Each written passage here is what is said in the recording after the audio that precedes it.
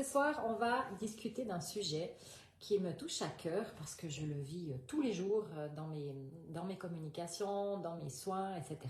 Coucou Dominique, c'est l'animal, est-ce qu'il ressent ce que je vis et comment ça va se traduire chez lui.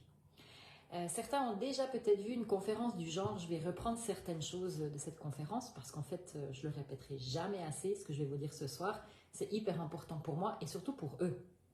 Donc je parle aussi en leur nom parce qu'ils me demandent très régulièrement d'essayer de vous faire capter certaines choses et c'est pas toujours très facile.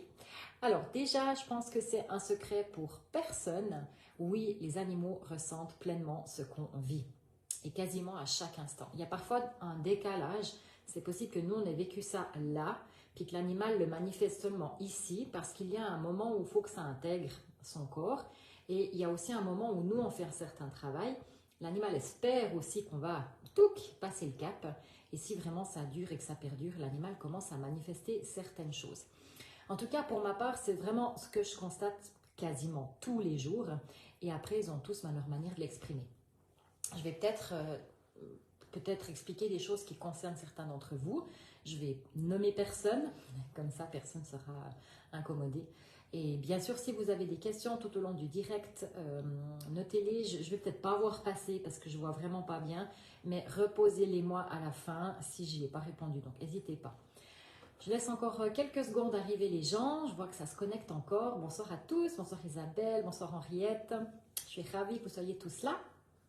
Coucou Marie-Claude. Merci.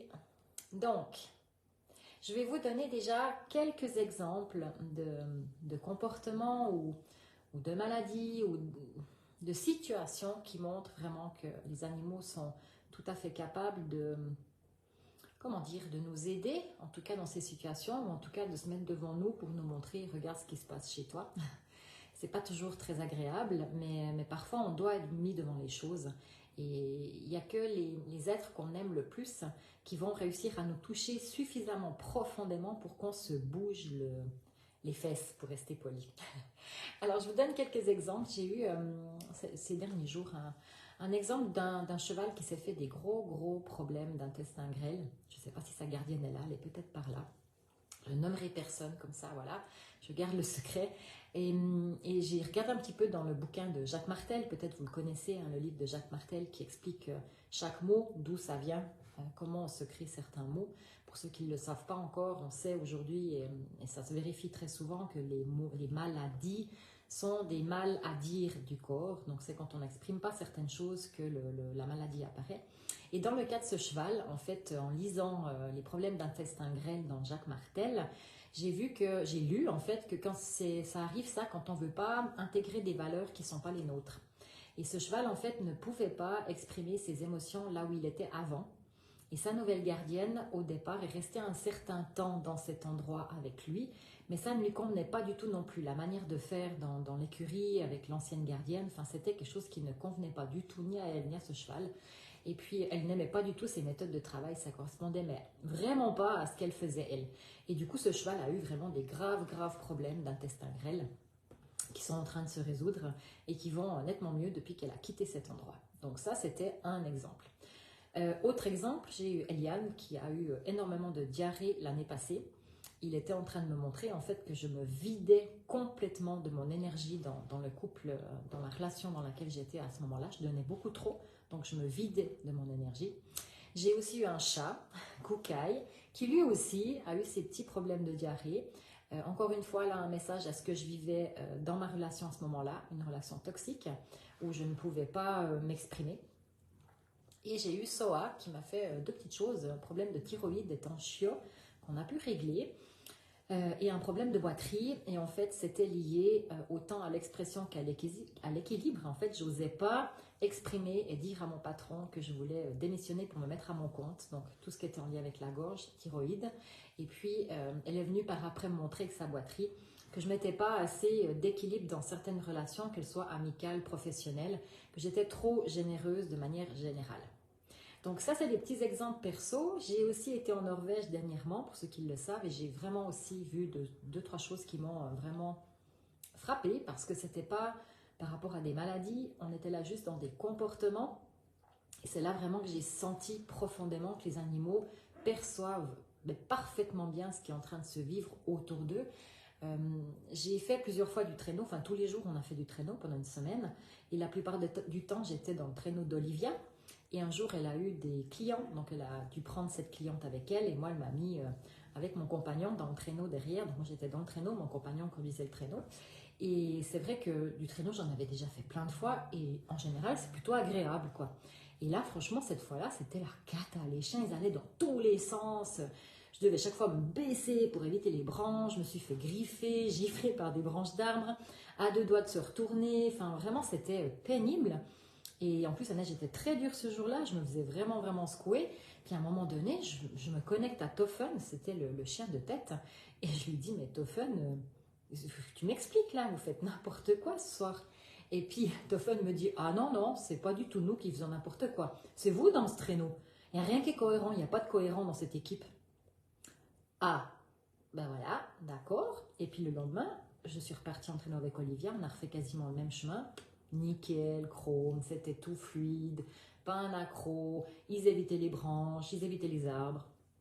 Ah voilà, donc l'animal était capable, les animaux ont senti le manque de cohésion à l'arrière d'eux, en fait ce qui tirait, hein, et que c'était en train de faire comme ça. Donc eux, devant, ils faisaient pareil, c'était un à gauche, un à droite, non, ils n'étaient pas d'accord. C'était compliqué. Et puis un autre exemple, quand Olivia elle conduit ses chiens, ça c'est assez génial. La plupart du temps, c'est elle qui leur dit en fait où ils doivent aller, parce qu'il faut savoir qu'autour de chez elle, elle peut partir à plein d'endroits, et d'une balade, elle peut aller en étoile à plein de places, donc à chaque bout, il y a des croisements, et c'est Olivia qui décide si elle va à gauche ou à droite, la plupart du temps. Et elle les soutient parfois hein, quand il y a beaucoup de neige, quand il faut les guider, etc. Donc elle est vraiment là pour les soutenir. Et puis quand il s'agit de retrouver la piste, parce que parfois il y a eu beaucoup de neige, là on était encore en début de saison, donc elle n'est peut-être pas repassée à certains endroits depuis l'année passée, parce qu'on traverse beaucoup de lacs, etc. Et quand on traverse un lac, il faut savoir qu'il y a mille et un chemins où on peut aller sur le lac, hein, parce que c'est une vaste étendue, et de l'autre côté du lac, il y a une forêt qui peut être très dense par rapport à d'autres endroits. Donc les chiens doivent en fait passer dans le bon chemin, un peu comme dans un labyrinthe, afin d'arriver à sinuer entre les arbres pour sortir de la forêt. Et là, c'était encore le début de saison, donc Olivia, à un moment donné, elle m'a dit, bah, écoute, là, je vais me déconnecter d'eux. Je vous résume un peu le truc, hein, je vais les laisser, eux, choisir, parce qu'ils savent, eux, ils sentent le terrain, ils se rappellent. Je dois leur faire confiance. Et ce moment-là, où en fait, les chiens étaient en mode, on écoute Olivia, et le mode où on doit se mettre en autopilote, hein, avec nos truffes, nos sens, etc., on sent qu'il y a un petit moment d'hésitation, parce qu'il faut lâcher ce qu'Olivia dit, et en même temps, Olivia doit totalement leur faire confiance, et c'est parfois flippant, parce qu'elle me dit, je ne sais pas jusqu'où ils ont la notion de qu'est-ce qu'ils ont derrière eux. Si vous voulez, la largeur de deux chiens, puisque c'est deux chiens, il y a une ligne de deux chiens, c'est un petit peu plus étroit que le traîneau, on va dire. Donc si eux passent, ça ne veut pas forcément dire que nous, derrière, on passe. Donc il faut qu'ils visent les arbres assez larges quand même.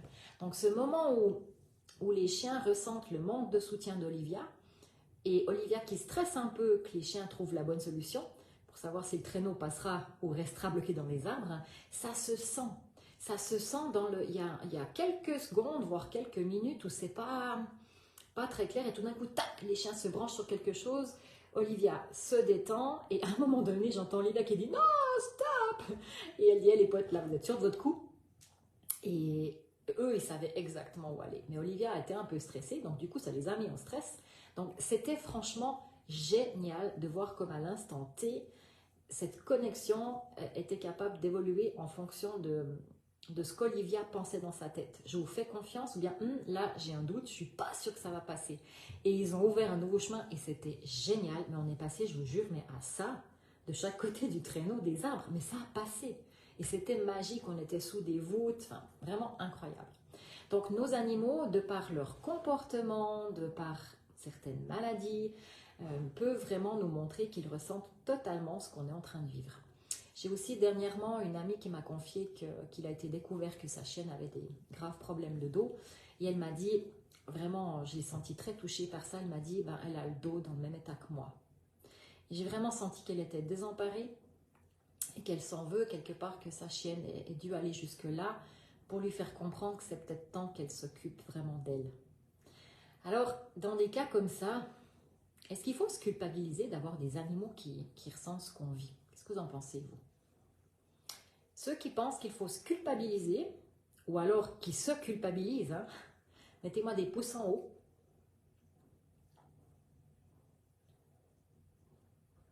Ah ben c'est bien, si vous pensez qu'il ne faut pas... Ah, il y en a quand même quelques-uns. Je sais, c'est le premier réflexe qu'on a en tant qu'humain. Quand on voit nos animaux pas bien, on a tendance à se dire « Oh là là, c'est ma faute, donc je culpabilise ». Vous croyez vraiment qu'il faut se sentir coupable? Alors oui, je suis d'accord, vous allez me dire, ils seront malades pour nous aider. Mais est-ce que franchement, à votre avis, est-ce que cette culpabilité, c'est la solution? C'est ça que j'aimerais vous faire comprendre, c'est que, ok, les animaux ressentent ce qu'on vit, ok, ils vont manifester dans le corps des choses pour nous montrer. Et notre réflexe d'humain de se culpabiliser, ben, je dirais que c'est un peu la voie facile, entre guillemets, si j'ose me permettre. Parce que oui, ben, franchement, c'est plus simple de s'enfermer dans la culpabilité que de se dire, ok, ouais, d'accord, c'est pas simple, mais là j'ai compris et je vais prendre soin de moi. Les conséquences de ce qu'on vit ont vraiment un impact hyper fort sur nos animaux.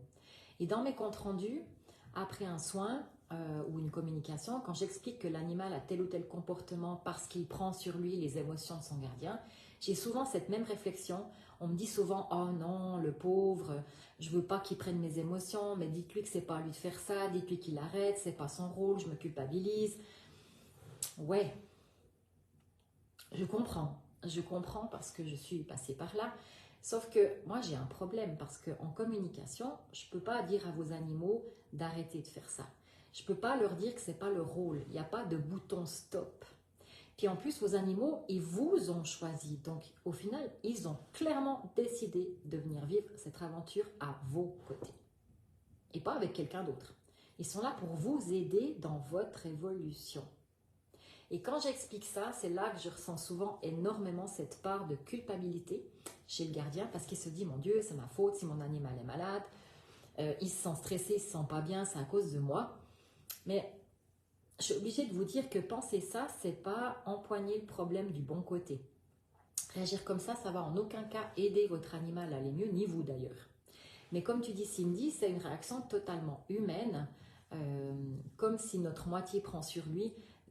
Ça nous fait aussi culpabiliser, mais exactement, c'est normal.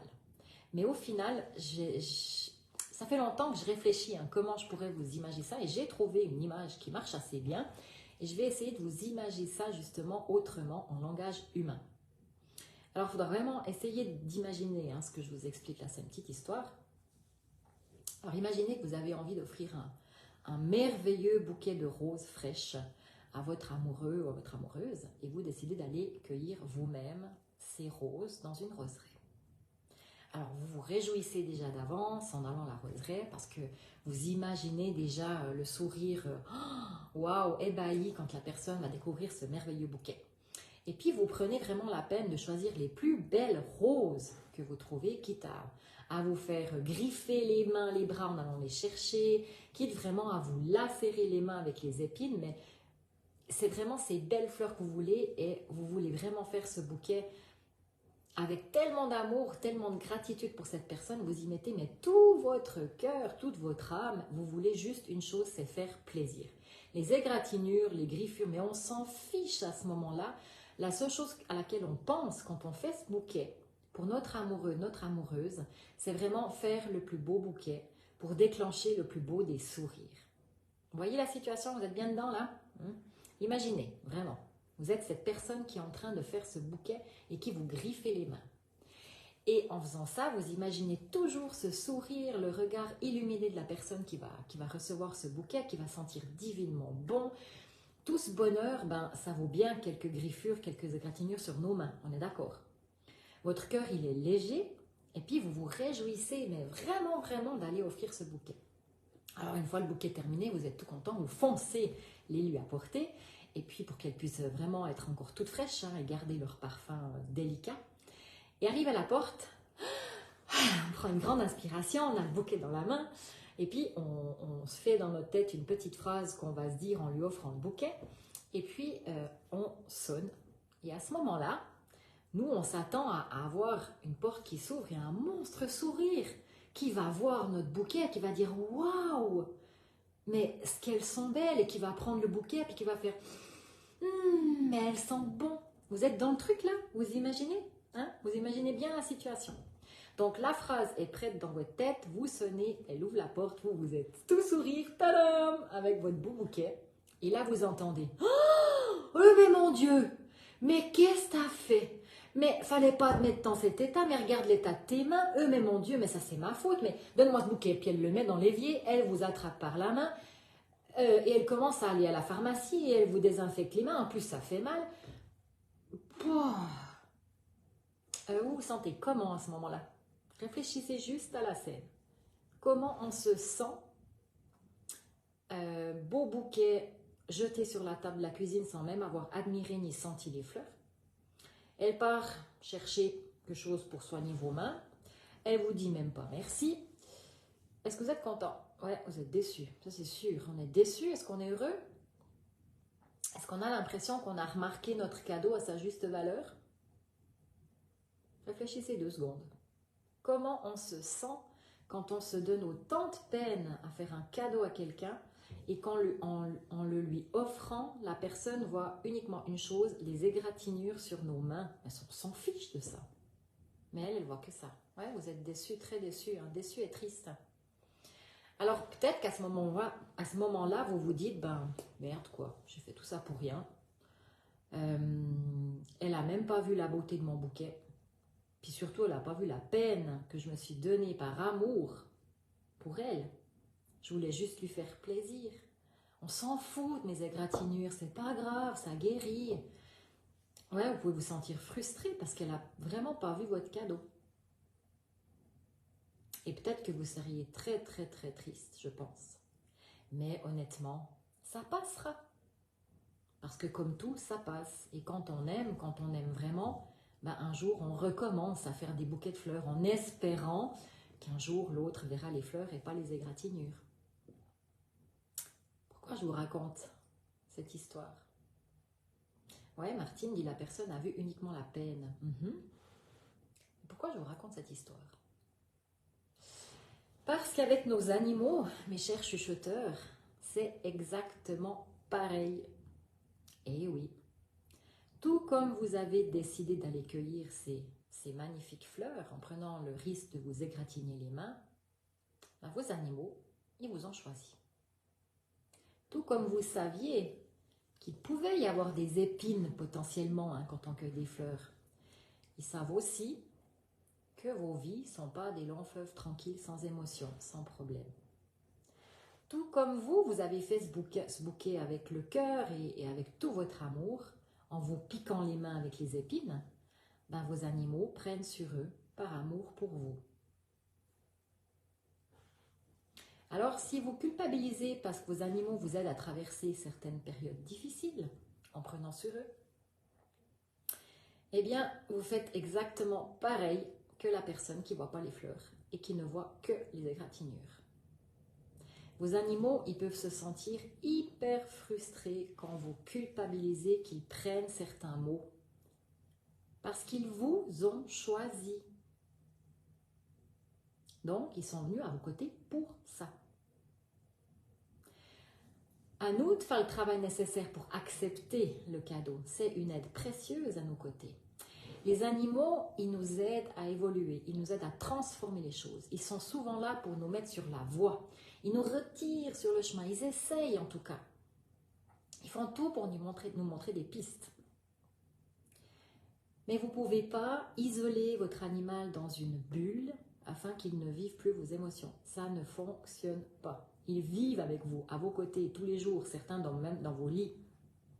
Comment voulez-vous les mettre à part de ça? Alors on me dit parfois, ouais mais le pauvre, il n'a pas à faire ça, il ne doit pas prendre ce rôle-là, il n'a pas besoin de prendre mes mots, vous ne pouvez pas lui dire qu'il peut arrêter de faire ça. J'ai compris. J'aimerais bien avoir ce pouvoir magique, vraiment, je vous assure. J'adorerais. Mais là, je ne peux pas lui demander une telle chose. Parce que ça serait déjà, pas vous rendre service, parce que c'est leur job.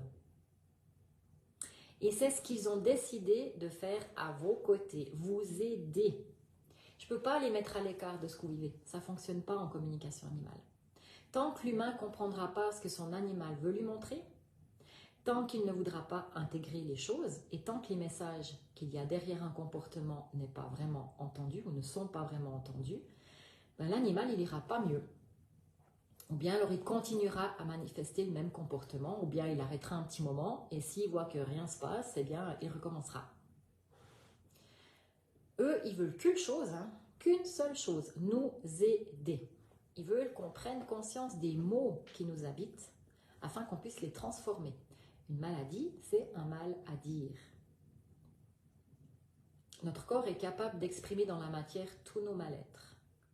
Alors, culpabiliser sur le fait qu'à cause de vous, votre animal n'est pas bien, ouais, ça arrangera en rien les choses en fait. Au contraire, ça rajoute encore une émotion négative que l'animal va encore une fois devoir transmuter. Donc, réfléchissez à cette histoire du bouquet, vraiment. J'ai pas encore à l'heure d'aujourd'hui trouvé une meilleure image pour vous expliquer ça. Mais c'est comme, encore une fois, si vous culpabilisez, c'est que vous ne voyez pas le bouquet de roses et que vous restez focus sur les mains pleines d'égratignures. Alors au lieu de culpabiliser, si on essayait plutôt d'être reconnaissant pour ce que nos animaux font pour nous, à nos côtés. Ça, c'est notre rôle. Accepter le cadeau qu'ils nous offrent sans condition.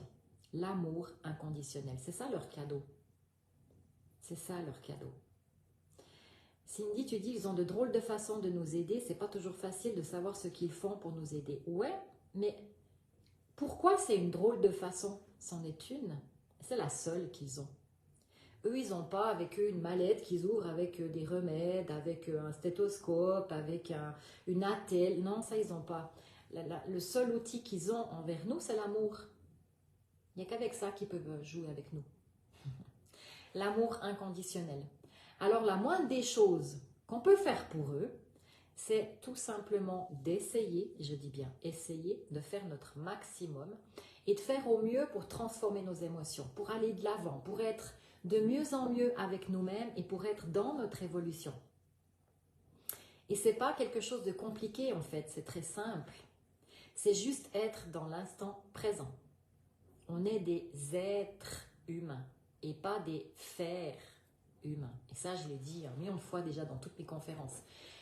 On est des êtres humains et pas des fers humains parce que notre mission de vie, je ne suis pas sorcier, c'est rien de sorcier, c'est juste d'avoir conscience que nous sommes à chaque seconde dans notre mission de vie.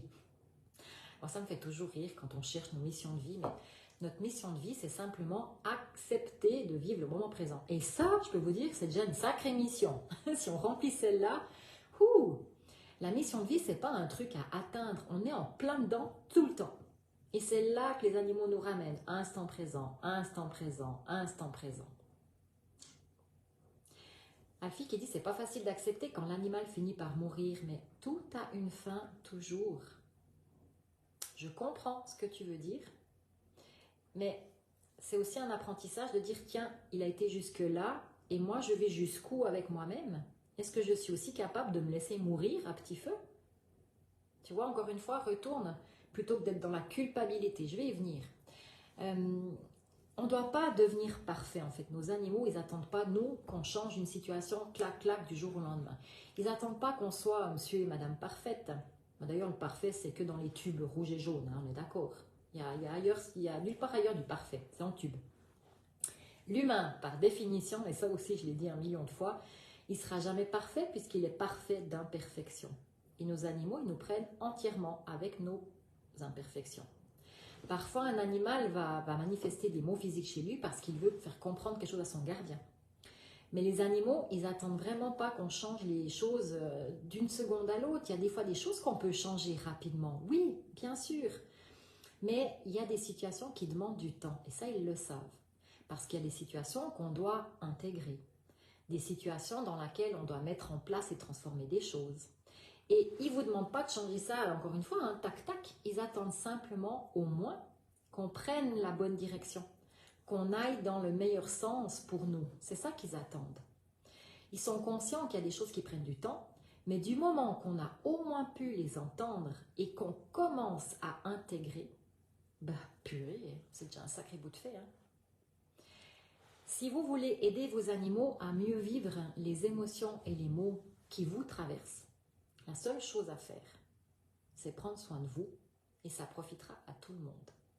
Ça sera bénéfique pour vous d'abord et ensuite pour votre animal. Mais s'il vous plaît, par pitié, arrêtez d'être dans cette culpabilité, ça ne fait pas avancer les choses. Mais c'est vrai que, je vais être un peu trash là, mais parfois c'est peut-être plus facile de rester dans cette culpabilité que de se dire « Ok, bon, d'accord, j'avoue, le problème vient de moi, donc je vais regarder un petit peu comment je suis à l'intérieur, comment je peux améliorer les choses pour moi et du coup mon animal ira mieux. » Prenez simplement le temps en fait de prendre soin de vous. Et je sais que beaucoup de gens oublient de prendre soin d'eux. Votre animal, il va pouvoir se détendre s'il voit que vous prenez soin de vous. Et quand vous améliorez les choses pour vous, ça améliore ce qu'il vit à travers vous. Logique. Donc, je ne peux pas mettre votre animal dans une bulle qui va l'isoler de vos émotions, de vos mots. Ça, je ne peux pas faire. Avec le soin naïf, par contre, je peux aider l'animal déjà à travailler sur la manière dont il sera influencé par ce que vous vivez. Je peux déjà le faire lâcher certaines choses. Je vais pouvoir aller libérer certaines émotions ou alléger le tout pour que ce soit peut-être plus doux pour lui. Je vais aussi l'aider à digérer les choses, à évacuer ce qu'il a pris de vous. Ces choses qui ne lui appartiennent pas, mais qu'il a choisi, je rappelle, de prendre sur lui pour vous soulager. Le soin naïf va vraiment cibler les émotions de l'animal. Alors, parfois, ce sont des émotions propres à lui, mais ça peut aussi être des émotions, justement, qui viennent de vous. Mon but avec le soin naïf, c'est d'éviter que sur le long terme, toutes ces émotions que l'animal pompe de vous se cristallisent et se manifestent à leur tour dans la matière. Donc, on veut alléger l'animal dans ce qu'il prend de vous pour l'aider à digérer plus vite, en fait. Et parfois, l'animal vient nous montrer comment on est dans notre vie. Et des fois, c'est dur, je sais, de se dire « Waouh, j'en suis là dans ma vie. » Oui, ok, c'est pas très cool. Mais j'ai envie de dire qu'au final, on a toujours le choix.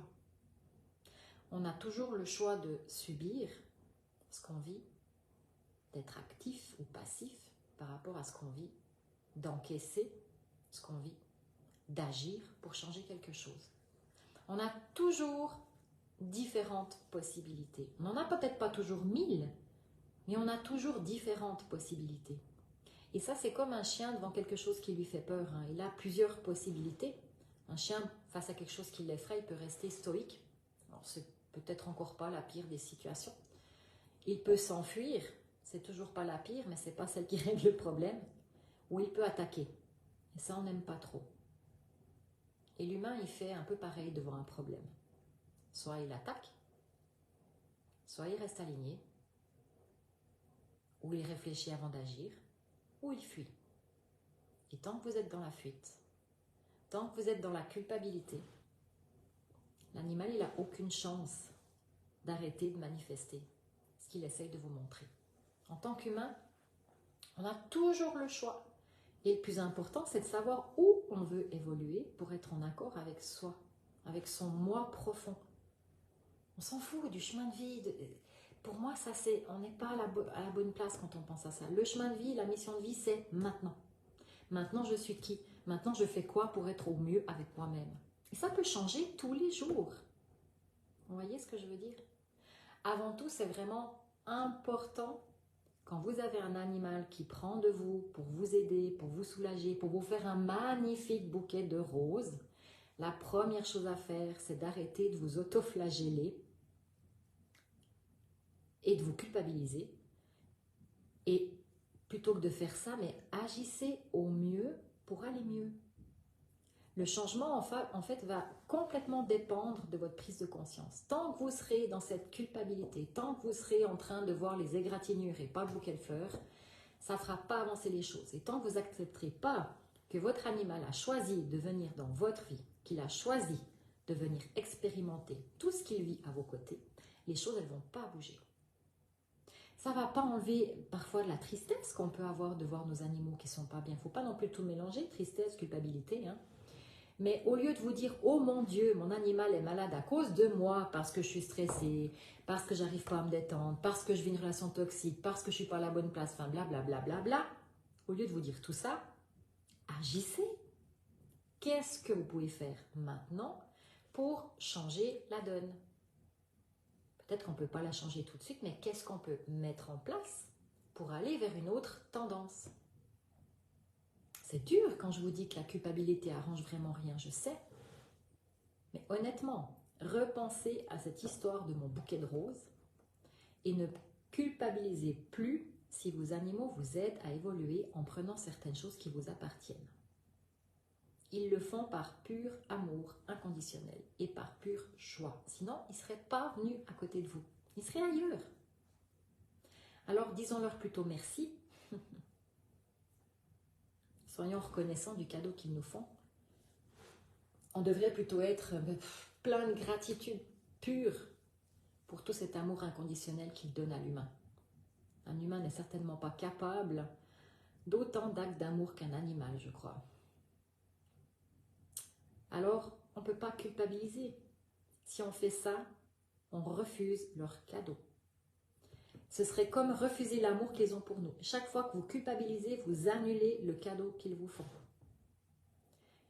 Les animaux qui sont dans vos vies vous ont choisi. Ils sont prêts à tout pour vous. Donc, accueillons leurs messages, qui sont des pistes d'évolution et qui peuvent nous mettre sur la bonne voie. Prenez conscience que d'avoir un animal dans sa vie, c'est un cadeau d'amour, mais c'est une tonne d'amour. Et si on arrive à capter l'importance de ce qu'ils ont à nous offrir, eh bien le lien, il va être encore plus fort. J'espère que j'ai réussi quand même à vous imager cette culpabilité qu'on se fait, qui n'a finalement pas lieu d'être là, mais en tout cas pas à sa place, parce que ces animaux ont tellement d'amour à donner qu'ils sont capables d'aller jusque là pour vous dire, mais hey, bordel, tu vas prendre une fois le miroir et regarder en face qui tu as, toi, et comment tu te traites. Parce que souvent, en tant qu'humain, mais qu'est-ce qu'on est dur avec nous, mais qu'est-ce qu'on se traite mal, mais qu'est-ce qu'on fait supporter à nos corps, que ce soit au niveau de stress, au niveau de charge de travail, au niveau de charge mentale, on accepte énormément de choses. Vous comprenez où je veux en venir? Chaque fois que vous culpabilisez par rapport à un animal qui a fait quelque chose pour vous aider ou qui prend vos mots, c'est comme si vous dites « je refuse que tu m'aimes ». Voilà ce que vous lui dites. Et lui, il vous aime. Et il vous aime tellement qu'il veut qu'une chose, c'est que vous soyez bien. D'accord? C'est comme quand on dit des fois « ah, je préfère être malade moi pour que lui puisse aller faire ça ». C'est un acte d'amour. Ben, eux, ils sont tout le temps dans cette démarche. Eux, la seule chose qui compte, c'est que vous soyez au mieux. C'est que vous soyez dans votre meilleur des possibles. Et c'est ce qu'on devrait toujours essayer de faire, être à chaque instant dans la meilleure version de nous-mêmes. Et puis si la meilleure version de nous-mêmes en ce moment, c'est comme ça et pas comme ça, ben ok, elle est là ma meilleure version de moi. Mais maintenant, est-ce qu'elle me convient? Est-ce que je peux faire les choses autrement? Comment je peux évoluer? Et des fois, on comprend quand c'est trop tard pour eux. Ben oui, c'est vrai, mais on a compris. Donc le cadeau valait la peine, le jeu en valait la chandelle, tu vois? Parfois, on comprend les choses quand on les a plus. Et ça, c'est aussi typiquement humain. On se rend compte de ce qu'on avait quand on l'a plus. C'est la même chose. Mais au final, on s'en est rendu compte. Et c'est ça qui compte. D'accord? Mélanie qui demande comment savoir pourquoi notre animal nous a choisis et pour quelles raisons. Tu as un chat qui a peur de l'abandon. Alors, c'est un petit peu long, ce que tu me dis tout d'un coup. S'il ne sait pas où je vais, parfois il se rend presque malade. Et le deuxième n'a pas choisi de venir chez moi car on lui a sauvé la vie. Tiens donc, mais il a quand même choisi que tu lui sauves la vie. Écoute, ta question, c'est une très bonne question. Je ne peux pas te le dire maintenant là parce que ça nécessite que je me connecte avec tes animaux. Si tu es intéressé, tu peux passer par mon site Au son de l'âme et tu cliques sous l'onglet animaux et tu peux me faire une demande de com. C'est des questions intéressantes. De toute manière, si tu as un animal comme ça dans ta vie, c'est qu'il y a soit quelque chose en résonance avec toi ou quelqu'un du foyer, ou alors c'est que toi, tu as une clé aussi pour lui. Ça va toujours dans les deux sens, hein, c'est jamais que dans un sens. Vos questions ont un petit peu défilé, peut-être que j'y ai répondu au fur et à mesure que j'ai parlé. Si vous en avez qui vous viennent maintenant, c'est volontiers. je vous lis. J'espère que ça vous aide hein, à vous détendre, à vous déculpabiliser. Et encore une fois, je répète, je pense que la culpabilité est l'option facile. L'option plus difficile, c'est celle de se dire, ok, d'accord, je fais quoi avec ça maintenant et qu'est-ce que je peux mettre en place pour que moi, j'aille mieux. Une de mes minettes, c'est Martine qui dit, arrête de te préoccuper de nous, occupe-toi de toi. Mais c'est tellement ça. C'est tellement ça. Eux, ils gèrent déjà pas mal de choses. Hein. Mais si en plus, ils doivent encore gérer notre culpabilité pour eux qui nous aident, on s'en sort pas. Hein. C'est un cercle vicieux, quoi. Donc, vraiment, laissez vos animaux choisir de prendre ce qu'ils ont choisi. Et de votre côté, faites au mieux pour identifier là où vous pouvez évoluer. Parce que chaque fois qu'un animal montre quelque chose, il faut savoir que c'est un endroit où on peut aller, où on est capable, où on a la ressource. Ils ne vont pas vous montrer quelque chose qui est inchangeable. Liliane qui dit, quand on est en couple, l'animal choisit-il les deux personnes? Ça dépend. Ça dépend. Parfois, un animal peut choisir l'entité du couple. Parfois, c'est un des deux. Donc, ça dépend. Il n'y a pas vraiment de règles à ce sujet-là, Liliana. Est-ce qu'il y a d'autres questions? Je suis ravie, Henriette, que tu comprennes là où je veux en venir. Oui, Cindy qui dit des fois, on ne sait pas non plus qu'on ne va pas bien. Et ils sont les alarmes. C'est exactement ça. Ce sont les sonnettes d'alarme. Quand des fois, eux manifestent quelque chose, nous, on n'a encore pas conscience de ce qui se joue chez nous.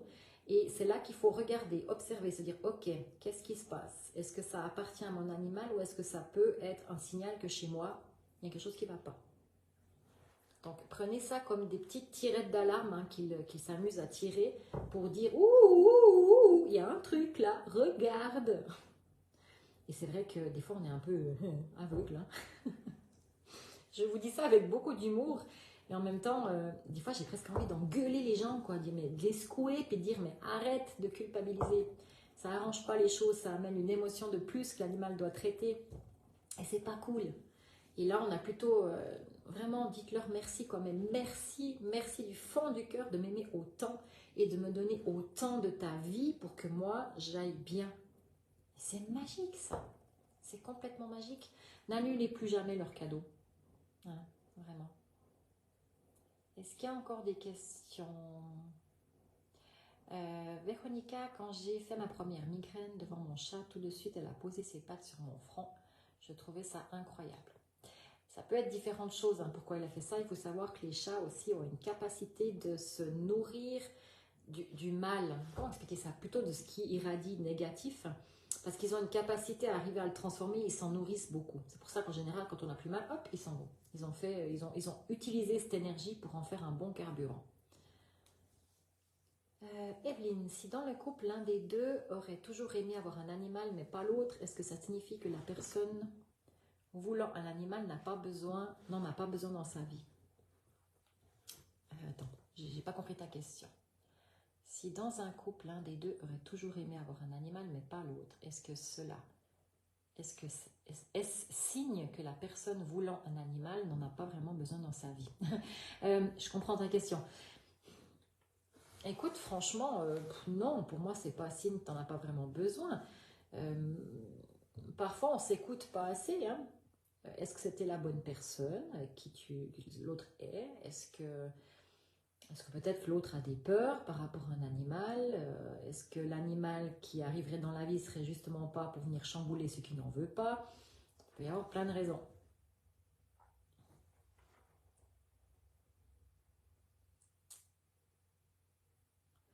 Alors, attention.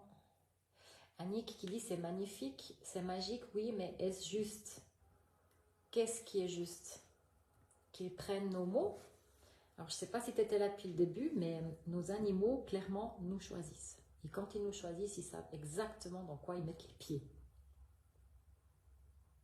Donc, si vous voulez, en fait, que vos animaux ne prennent pas tout ça, il faudrait être monsieur, madame parfaite. Mais ça, c'est impossible. C'est que dans les tubes.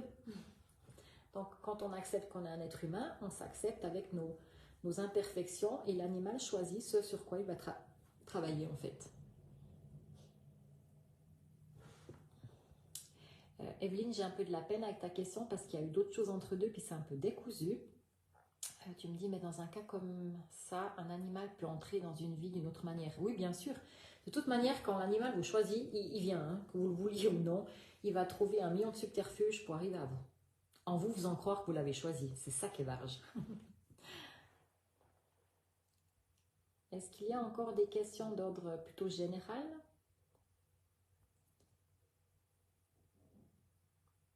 Oui, Cindy qui dit mort de rire, ce serait plus facile s'il faisait youhou, youhou, il y a un problème.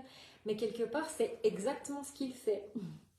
Et c'est son seul moyen hein, pour attirer notre attention, c'est de traduire par son corps, par son comportement, les choses qu'il aimerait mettre en avant de nous en fait. Il n'a pas 36 000 autres solutions hein, que de manifester. D'ailleurs, souvent, pourquoi les gens me demandent une com animale ou un soin naïf? Parce qu'il y a un changement, parce qu'il y a un comportement qui interpelle. Et c'est comme si l'animal a trouvé le moyen en se disant, tiens, si je fais ça, ah, elle va appeler quelqu'un et j'aurai l'occasion de parler. Et je vous donne même la preuve que parfois c'est vraiment ça. Dans le cas des pipis, quand on m'appelle parce que l'animal fait pipi dans la maison, on fixe le rendez-vous et souvent, les gens me rappellent en disant, ah, mais il a arrêté, c'est bon, il n'est pas venu au rendez-vous. Je dis toujours, ok. Et vous pouvez être sûr que 3-4 jours après, ça recommence. C'est comme si l'animal, en fait, faisait pipi jusqu'à ce que ça énerve suffisamment le gardien pour qu'il prenne rendez-vous. Le rendez-vous se pose, l'animal se détend parce qu'il sait qu'il va être entendu, que les messages vont pouvoir passer. Et malheureusement, le rendez-vous s'annule parce que le chat ne fait plus pipi. Et du coup, l'animal se dit, oh mince, finalement, j'ai quand même pas pu transmettre mon message. Ok, je recommence, je réactive la sonnette d'alarme. Ils sont très forts, ils sont vraiment très forts, je vous assure. Alors, il y a eu plein de questions. Oh là là, ça a été trop vite. Annick, oui, mais c'est triste pour eux, je trouve, même en essayant de le faire au mieux. Arrête d'être triste pour eux. Arrête d'être triste, parce qu'encore une fois, c'est pas une émotion qui vibre très haut, la tristesse. La joie est nettement plus utile au corps. Donc, être triste, c'est encore une émotion négative, quelque part. Enfin, négative, c'est pas négatif d'être triste, mais c'est une émotion qui vibre plus bas, qui a un taux vibratoire plus bas, qui est utile, la tristesse, mais on voit pas de la tristesse là-dessus, c'est un peu comme la culpabilité. Tu vois, c'est pas triste, ils ont choisi. Est-ce que tu es triste que quelqu'un ait choisi comme métier d'aller faire les poubelles? Bah non, t'es pas triste, c'est un choix. Et heureusement qu'on a des gens qui font ça, sinon on ferait comment? Tu vois ce que je veux dire?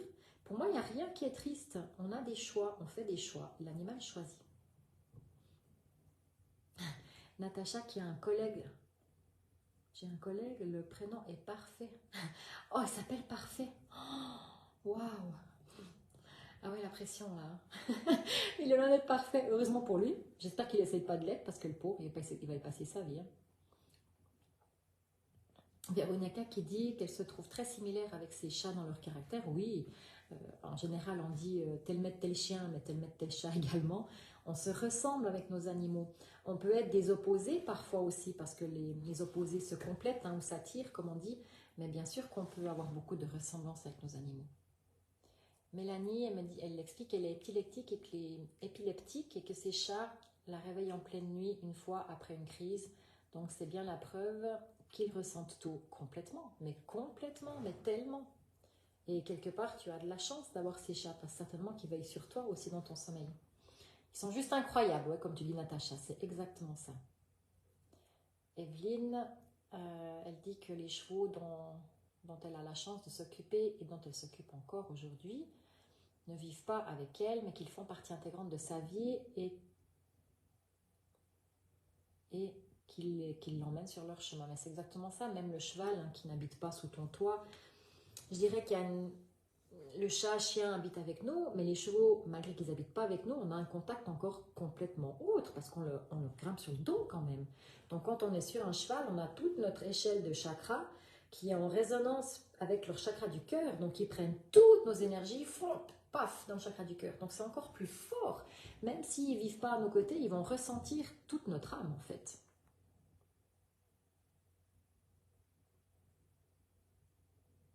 Le chat de ma maman a dit, après son décès, qu'il voulait maintenant avoir une famille où il n'y aurait plus de responsabilité, qu'il voulait une vie de nounours, parce qu'il avait pris soin de ma maman pendant 3 ans et que ça n'a pas été facile pour lui. Comme tout le monde, quand on a fait un gros job, on a besoin de prendre des vacances. Et tu vois, même les animaux, eux, savent prendre soin d'eux. Il a tout donné pendant 3 ans et là, il ressent le besoin de prendre soin de lui. Et c'est ce que nous, on a tellement de la peine à faire, hein, de se dire, ok, il peut y avoir des périodes dans la vie où c'est intense, où, je sais pas, je prends des exemples, si vous avez une construction d'une maison, si vous avez un travail à rendre, un examen, enfin c'est des petits exemples, mais vous voyez ce que je veux dire? On peut avoir, pendant un laps de temps court, quelque chose de très intense, mais il doit y avoir quelque part un moment où on peut souffler et on peut se ressourcer. D'accord, les animaux savent faire ça. Quand ils veulent la paix, nous le font comprendre. Et souvent, nous, on va au-delà de nos limites. Et d'ailleurs, un animal qui va au-delà de ses limites, au bout d'un moment, si vous allez le taquiner trop longtemps, soit il griffe, soit il mord. Hein, parce que c'est stop, fous-moi la paix, j'ai besoin d'être tranquille. Alors, je ne vous demande pas de griffer et de mordre tout le monde, hein, qu'on soit bien d'accord. Mais sachez aussi prendre vos temps de repos, quoi. Prenez soin de vous. C'est ce que vos animaux vous amènent à faire, c'est prendre soin de vous. Cindy qui dit que sa dernière chatte qui a débarqué chez eux comme ça, elle a l'impression que c'est nous qui sommes là pour l'aider. Oui, alors des fois, on a aussi le retour. Hein. Il y a aussi des animaux qui nous choisissent pour qu'on les aide. Exactement. C'est donnant, donnant. Vous voyez ce que je veux dire? Ça ne peut jamais être que dans un sens. Et tout est comme ça dans la vie. Une fois c'est moi, une fois c'est toi. On reçoit, on donne. Et c'est sans attente. Les animaux le font automatiquement, clairement. Donc voilà, je ne veux pas plus déblatérer ce soir sur le sujet.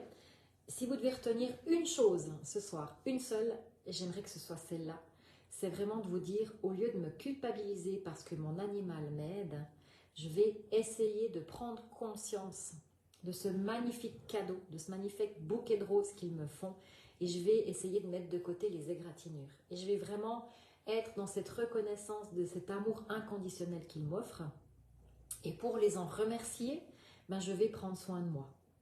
Et ça, j'espère que vous prenez avec et que vous allez retenir de cette soirée. Oui, nos animaux ressentent parfaitement ce qu'on vit. Ils sont capables de le traduire dans leur corps, dans leurs émotions, dans leur comportement. Et si on sait ça, eh bien, on ne peut pas dire « ouais, bon, bah, c'est ma faute ». Non, ils ont choisi. Donc, rendez-leur l'appareil. Soyez avec autant de bienveillance leurs bienfaiteurs, tout comme eux, ils essayent d'être les vôtres. Et vraiment, ne soyez ni triste ni coupable. Dites-vous simplement, mais la chance que j'ai d'avoir un animal qui m'aime autant jusqu'à un point où il va peut-être aller jusqu'au sacrifice, mais pour que je comprenne, pour que ça rentre. Vous voyez, c'est ça, c'est là qu'ils vont aller. Donc, attendez pas qu'ils doivent faire ça. Essayez de réagir avant. Et pas dans le but d'être parfait, hein, s'il vous plaît, mes chuchoteurs. Juste dans le but d'être des humains dans l'instant présent. Prenez soin de vous tout le temps, dès que vous pouvez. Et je crois que c'est ça qu'on doit faire, les humains. On doit être des êtres humains. Ça, on a le droit de faire. Le reste, il ne faut pas faire, il faut être. Bon, en tout cas, j'étais ravie de partager cette soirée avec vous. La semaine prochaine, on va aussi continuer un peu avec ce sujet, puisque là, on a aujourd'hui constaté que nos animaux vivent vraiment intensément ce qu'on vit. Je vous donnerai aussi d'autres pistes que la communication animale pour resserrer ces liens, pour améliorer ce lien qui est déjà très présent avec vos animaux. Mais la semaine prochaine, on verra comment on peut faire avec d'autres outils que la communication animale pour être encore au plus proche de nos animaux, pour pouvoir les aider à traverser tout ce qui sont OK de vivre à nos côtés et de pouvoir les soulager au mieux et de pouvoir aussi se soulager. Voilà. Mes chers chuchoteurs, je vous souhaite une belle soirée. Si vous avez encore des questions, vous pouvez par après vraiment le noter. J'irai voir tout ça demain dans la journée. Et puis, il sera en replay. De toute façon, vous les retrouvez dans les albums, dans les guides. Donc voilà. Une belle soirée à vous. Merci d'être là. Merci de porter de l'intérêt à nos amis les animaux, puisque leur donner la voix, je trouve que c'est important. Et surtout de comprendre que il faut arrêter de se culpabiliser. Hein. Attention, hein. Je vous ai à l'œil. Belle soirée à vous. Profitez bien. Belle semaine. Et puis, à tout vite pour de prochaines aventures. Je vous embrasse. À bientôt.